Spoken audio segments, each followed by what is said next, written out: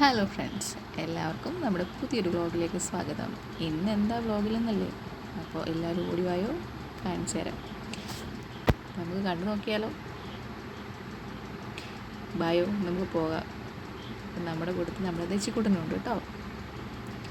അപ്പം ഞാനിതാ ദച്ചിക്കുട്ടനുമായിട്ട് എൻ്റെ അമ്മ വീട്ടിൽ വന്നിട്ടുണ്ട്. നമുക്ക് അവനെ ഇവിടെ ഏൽപ്പിക്കണം.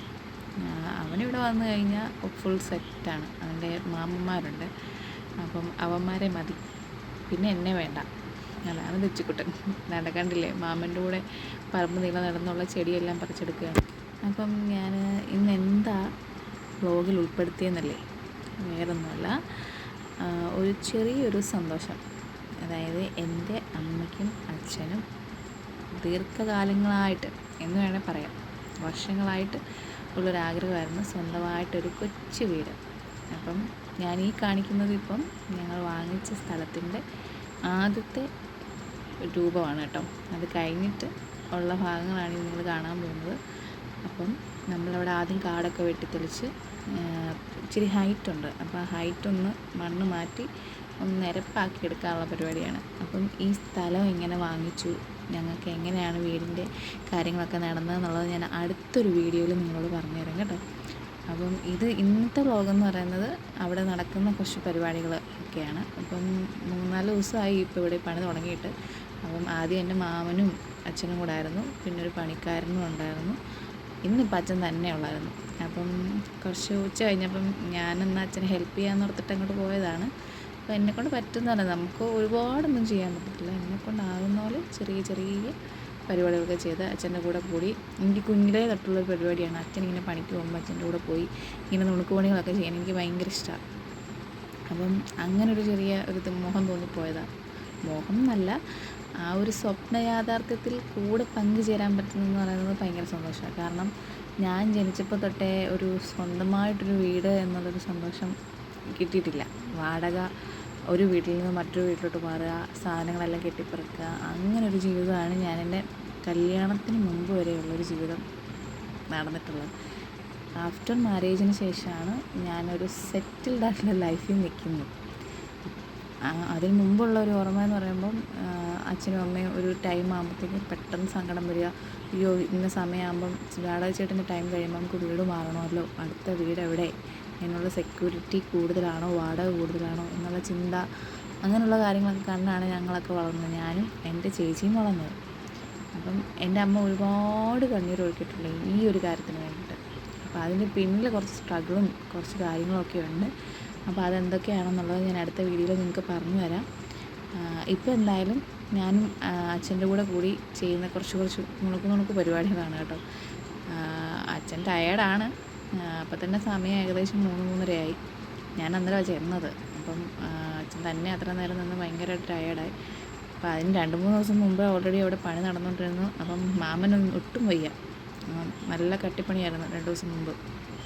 അപ്പോൾ അത്രയും ഒരു സ്ഥലം അത്രയും ആക്കിയെടുത്തത് അവരുടെ എല്ലാവരുടെയും കൂടെ ഒരു കഷ്ടപ്പാടാണ്. അപ്പം അങ്ങനെ ഒരു സ്റ്റേജാണ് ഇപ്പോൾ നിൽക്കുന്നത്. അപ്പം നിങ്ങൾ ഈ വീഡിയോ മുഴുവനായിട്ട് കണ്ടു നോക്കൂ കേട്ടോ.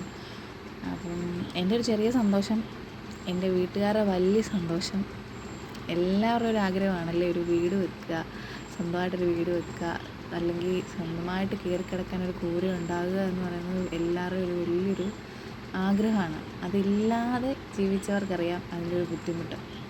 അപ്പം ഞങ്ങളൊക്കെ അതിൻ്റെ ചെറിയൊരു ആത്മാക്കൾ എന്ന് വേണമെങ്കിൽ പറയാം, അങ്ങനെ ജീവിച്ചവരാണ്. അപ്പോൾ ഇത് വലിയ സന്തോഷമാണ്. വലിയ സന്തോഷം എന്ന് പറഞ്ഞാൽ ഭയങ്കര വലിയ സന്തോഷമാണ്. ഇതൊരു സീരീസ് പോലെ നിങ്ങളെ ഞാൻ കാണിച്ചു തരാം. ഇതിൻ്റെ ഓരോ ഘട്ടങ്ങളായിട്ട് നിങ്ങളെ ഞാൻ കാണിച്ചു തരാം. താല്പര്യമുള്ളവരുണ്ടെന്നുണ്ടെങ്കിൽ മാത്രം സ്റ്റേ ട്യൂൺഡായിട്ട് കണ്ടാൽ മതി കേട്ടോ. അപ്പം ഈ വീഡിയോ ഫുള്ളായിട്ട് കണ്ടു നോക്കണം. കണ്ടിട്ട് ഇഷ്ടപ്പെടുകയാണെന്നുണ്ടെങ്കിൽ സപ്പോർട്ട് ചെയ്യാൻ മറക്കരുത് കേട്ടോ. ഇപ്പോൾ ഈ വീഡിയോ കാണുമ്പോൾ നിങ്ങൾ ഓർക്കും, ഇവരെന്തായി ചെയ്യുന്നത്, ഒരു JCBയോ ഇറ്റാച്ചിയോ കൊണ്ടുവന്നാൽ ചെയ്യാൻ പറ്റുന്ന കാര്യമല്ലേ ഉള്ളൂ എന്നോർക്കും.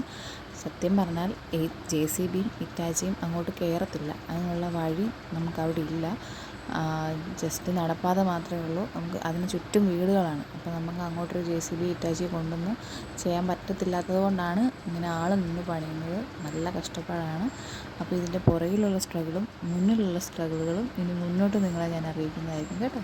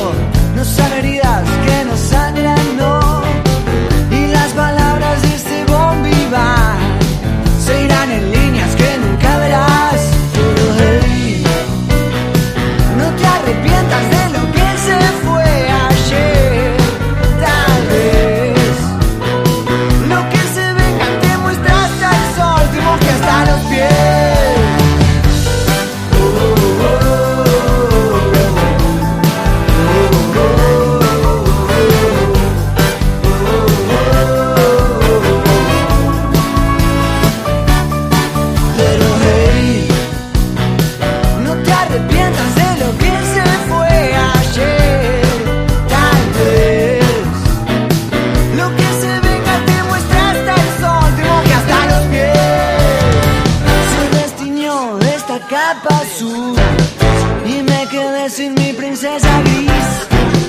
Me daba cuenta por el rancio olor.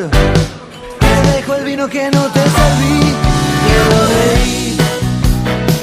No te arrepientas de lo que se fue ayer. Tal vez lo que se venga te muestra hasta el sol. Te moje hasta los pies. No, no, no, na, na. No, no, na, na.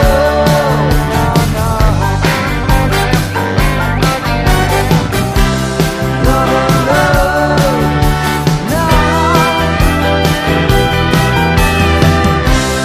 No, no,